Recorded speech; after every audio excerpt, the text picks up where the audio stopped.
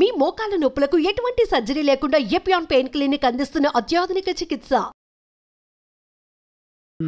9 out of 10 people ఒక 1% ఉంటారు, అంటే 10% ఉంటారు ఏం లేకపోయినా ఎక్కువ రియాక్ట్ అవుతారు. అవును, చాలా అది వాళ్ళ మనస్తత్వం. But by and large postponement మనకి అంతే. ఎందుకంటే ఈ రోజు ఆ పని ఉంది, ఈ రోజు ఆ పెళ్ళి ఉంది, పిల్లలకి ఎగ్జామ్స్ ఉన్నాయి, ఏదో హాలిడేకి బుక్ చేసుకున్నాము, లేకపోతే నాకు సంథింగ్ ఏదో కారణం చేత ఎప్పుడు మనకి మంచి ఏమి చేత కానీ కొంచెం ఇబ్బంది అవుతున్నప్పుడే చాలా మంది రియాక్ట్ అవుతారు. ఏమన్నా ఓవరాల్ అసలు బాడీ తీరులో ఏమన్నా వార్నింగ్ సైన్స్ వస్తాయా సార్? ఫస్ట్ స్టేజ్ 1 వస్తాయి. ఎలాంటివి? ఫర్ ఎగ్జాంపుల్ 100% వస్తాయి, కానీ చాలా మంది గమనించుకోరు, అది నార్మల్ అనుకుంటారు. ఇప్పుడు ఫర్ ఎగ్జాంపుల్ అంటే డాక్టర్స్లో కూడా చాలా మంది దానికి నెగ్లెక్ట్ చేస్తారు. ఎందుకంటే వాళ్ళకు నాకు రాదులే క్యాన్సర్ అనే ఫీలింగ్ చాలా మందిలో. అంతే కదా, నాకు రాకపోవచ్చు, ఆ చిన్న సిమ్టమ్ ఏముంది, ఎప్పుడో వచ్చింది, లాస్ట్ ఇయర్ కూడా వచ్చింది, ఇప్పుడు వచ్చింది. మోషన్లో బ్లడ్ పడడం చిన్న ఎగ్జాంపుల్. మోషన్లో బ్లడ్ పడడం చాలాసార్లు ఎలా ఉంటుంది, వేడి చేసింది. కామన్ ప్రయాణం చేసి వచ్చాను ఎండలో, లేకపోతే నిన్న అక్కడ వెళ్తే పెళ్లిలో మంచి కారంగా ఉన్న చికెనో మటనో ఏదో కూర తిన్నాను, పొద్దున మోషన్ వచ్చింది. సరే, అందరికీ వస్తుంటుంది మోషన్లో. పర్సిస్టెంట్గా వచ్చినప్పుడు ఈరోజు వచ్చింది, జనరల్గా వారం 10 రోజులు రాదు, మళ్ళీ తర్వాత మోషన్లో వచ్చింది, అప్పుడన్నా మనకు ఏదో వస్తుంది, వెలగాలి. కానీ మోషన్లో బ్లడ్ పడిందంటే అది మనం అనుకోకూడదు వేడి చేసిందని. డాక్టర్ దగ్గరికి వెళ్ళి చూపించుకోవాలి అంతే. అది క్యాన్సర్ వల్ల వచ్చిన బ్లడ్డా, ఫైల్స్ వల్ల వచ్చిన బ్లడ్డా, వేడి చేసి వచ్చిన బ్లడ్డా, ఫిషర్ వల్ల వచ్చిన బ్లడ్డా అనేది డాక్టర్ నిర్ధారణ చేయాలి. మనంతకు మనం అనుకొని ఆ చిన్న ఎఫర్ట్ అనేది ఆ వచ్చినటువంటి వాళ్ళు తీసుకోవాలి. అదే బ్రెస్ట్లో లంప్స్ చాలాసార్లు మేము చూస్తుంటాం. ఇది చాలా రోజులు అయింది కదమ్మా వచ్చి అంటే, ఉంది డాక్టర్ గారు, చూసాను నేను 4-5 నెలలు అయింది, ఏం ఇబ్బంది లేదు కదా అని వదిలేశాను. నేను నొప్పి ఉండదు చాలాసార్లు.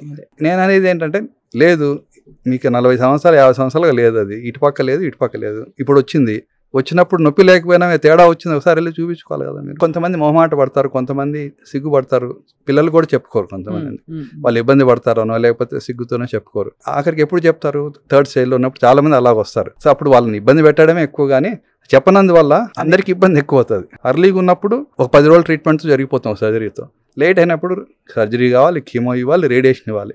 సో ఆ అవగాహన లేక చాలాసార్లు వాడు ఇప్పుడే అమెరికాకి వెళ్ళాడు, ఇప్పుడే ఉద్యోగం చేరాడు, వాడిని ఇబ్బంది పెట్టడం అని నేను చెప్పలేదు, కానీ చెప్పనందువల్ల ఇంకా ఎక్కువ ఇబ్బంది అవుతుంది, నష్టం వస్తుంది. అవును, చాలా కరెక్ట్ సార్ మీరు అన్నది. అంటే ఆ ట్యూనింగ్లో లేవు, అయితే బయట మాత్రం హడావిడి చాలా అవుతుంది.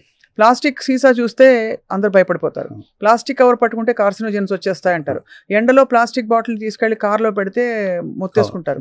ఇది నిజంగా ఇస్ ఇట్ రియల్ ఆర్ కొంచెం సైకలాజికల్? సార్ సైకలాజికల్ ఏం కాదు, రియలే. అది ప్లాస్టిక్ అంటేనే నార్మల్, న్యాచురల్ కాదు అది. ఆ ప్లాస్టిక్లో చాలా రకాలు ఉన్నాయి. దాంట్లో అంటే నాకు తెలిసినంత వరకు ఆ కింద ట్రయాంగిల్ మార్క్ ఏదో వస్తుంది, మీరు ప్లాస్టిక్ బాటిల్ వెనక చూస్తే ఆ కోడ్స్ ఏవో ఉంటాయి.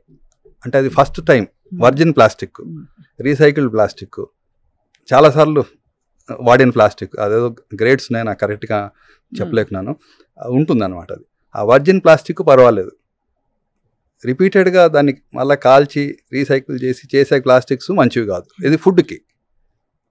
ఎందుకంటే ఇప్పుడు ఈ వాటర్ కానీ మనం ఇప్పుడు హోటల్స్లో ఏం చేస్తారు, ప్లాస్టిక్ ఉంటాయి, ఆ ప్లాస్టిక్లో వేడి వేసేస్తారు. ఏం చేస్తారు, ఆ వేడి ఏమవుతుంది, వేడి మన చర్మం మీద వేడి వేస్తే ఏమవుతుంది, కరుగుతుంది, కాలుతుంది, మంట పుడుతుంది, నొప్పి వేస్తుంది. ఆ ప్లాస్టిక్లో కూడా అంతే, ఆ వేడికి దాంట్లో ఉన్నటువంటి హార్మ్ఫుల్ రియాక్షన్తో కెమికల్స్ బయటకు వస్తాయి. నైట్రోసామైన్స్ అని ఉన్నాయి, నైట్రోసామైన్స్, అట్లా 3-4 ఇంపార్టెంట్ కెమికల్స్ ఉన్నాయి. అందుకని ఎక్కువ వేడివైనా సరే, ఎక్కువ చల్లవైనా సరే ప్లాస్టిక్లో వాడకూడదు. Glass is more ideal. ఇప్పుడు మెల్లగా గ్లాస్కి వస్తున్నారు. అవునవును, ఇప్పుడు హోటల్స్ అంతా చూస్తే మీరు అన్ని 5-star హోటల్స్ చాలాసార్లు they are putting glass bottles. కానీ ఏంటంటే ఈ గ్లాస్ బాటిల్స్తో easy way of carrying is plastic bottle. అవును, వెయిట్ తక్కువ ఉంటుంది. ఇప్పుడు ఫంక్షన్స్లో 5,000 మంది వస్తే 5,000 మంది గ్లాస్ బాటిల్ ఎక్కడ ఇవ్వగలుగుతాం మనం? ఇవ్వలేం కాబట్టి ప్లాస్టిక్ వాడుతుంది. అదే ప్లాస్టిక్ బాటిల్లో వాటరు లారీల్లో వస్తుంది, ఆ వేడికి తట్టుకొని వస్తుంది, ఎక్కడో స్టోర్ చేస్తారు. ఇప్పుడు ఒక గోడౌన్లో స్టోర్ చేస్తారు, ఆ గోడౌన్లో ఏసీలు పెట్టి నార్మల్ టెంపరేచర్ మెయింటైన్ చేయరు కదా. అవునవును, సో ఆబ్వియస్గా ఆ టెంపరేచర్ వస్తుంది.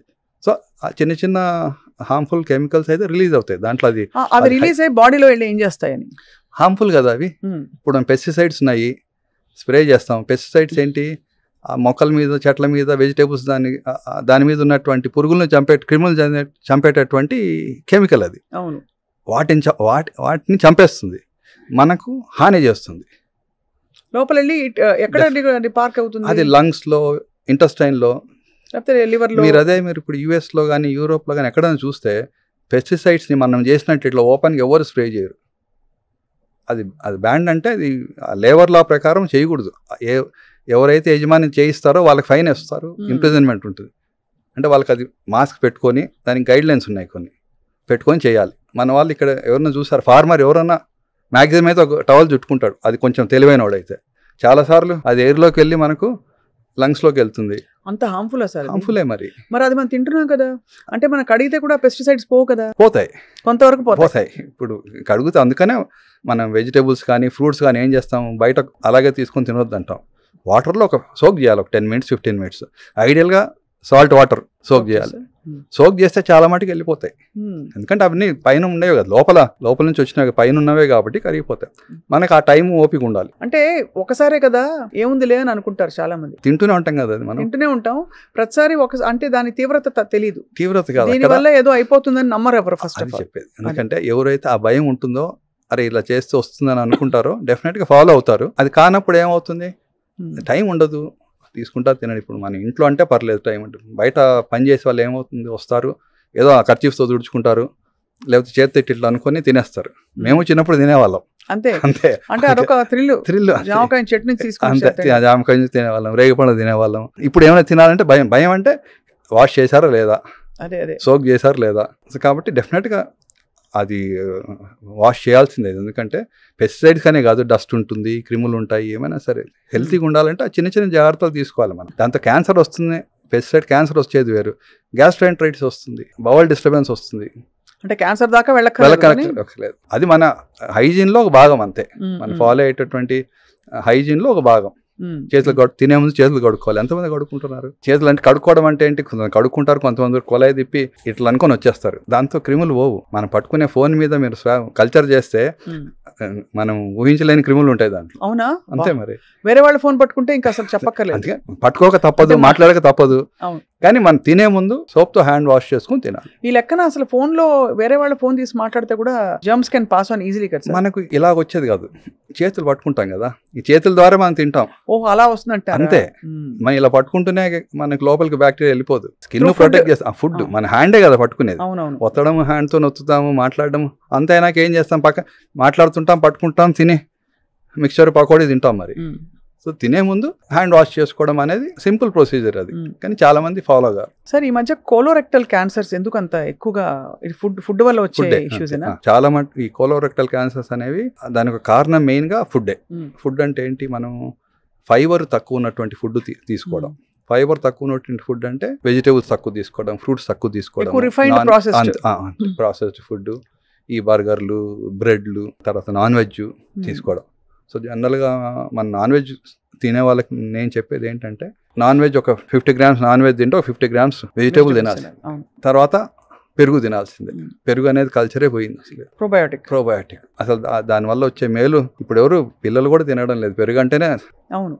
సో గట్ హెల్త్ అనేది కూడా చాలా ఇంపార్టెంట్. అది హార్మ్ఫుల్ మైక్రోబ్స్ని పక్కన పెట్టి హెల్తీ మైక్రోబ్స్ లోపల ఉంటే జీర్ణాశయం, జీర్ణకోశం అంతా పని మెరుగ్గా ఉంటుంది. సో ఏది అబ్జర్వ్ చేయాలో అది చేసుకుంటుంది, ఏది బయటకు పంపించాలో అది పంపించేస్తుంది. మనం బ్యాక్టీరియా సరిగా లేకుంటే లోపల మనం తిన్నది అలాగే బయటకు వచ్చేస్తుంది, ఏం అబ్జర్వ్ అవుతుంది. కాబట్టి ఆ ఫైబర్ తక్కువ ఉన్న డైట్ తీసుకోవడం వల్ల వచ్చేటువంటి క్యాన్సర్ కారణం కోలోరెక్టల్ క్యాన్సర్లో మెయిన్ భాగం. ఫ్యామిలీ హిస్టరీ కూడా ఒకటి. ఫ్యామిలీ హిస్టరీ ఉన్న వాళ్ళు ఒక జనరేషన్, 2 జనరేషన్లో కోలోరెక్టల్ క్యాన్సర్ ఉంటే 3వ జనరేషన్ వచ్చే అవకాశం ఎక్కువ. సో ఫ్యామిలీ హిస్టరీ కూడా ఒక కారణం.